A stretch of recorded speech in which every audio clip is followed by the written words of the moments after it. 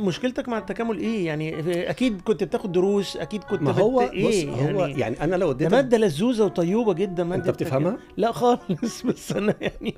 هو كان بالنسبه لي ياباني ياباني. او هيروغليفي، يعني لو أيوة. انا اديتك ورقه مكتوب فيها بالياباني مم. هتفهم ايه الحكايه؟ لا مش قوي. انا بالنسبه لي كان ياباني وكل الناس فشلوا ان هم يفهموه لي.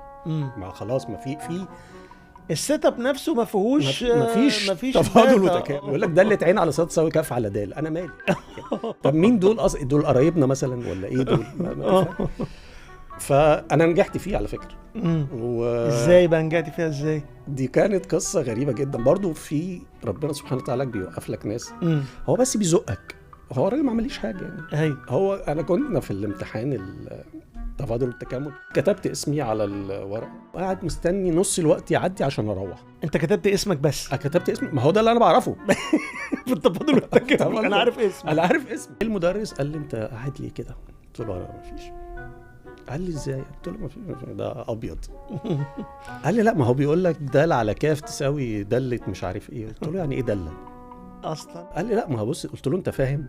قال لي قلت له طب بص اكتب لي اي حاجه. قال لي بجد؟ قلت له يعني هو طلع مدرس يا نهار ابيض. شوف النصيب بقى. ما هو ده ربنا. لا لسه انت مكمل في حاجات. ايوه يعني فاهم قصدي ايه؟ ايوه انت مش هتقف عند هنا. ايوه. ما هو ساعتها لما ارجع لامي ساقط لثالث مره هتقول لي لا خلاص بقى. يعني هتعمل لي ايه؟ مفيش فايده.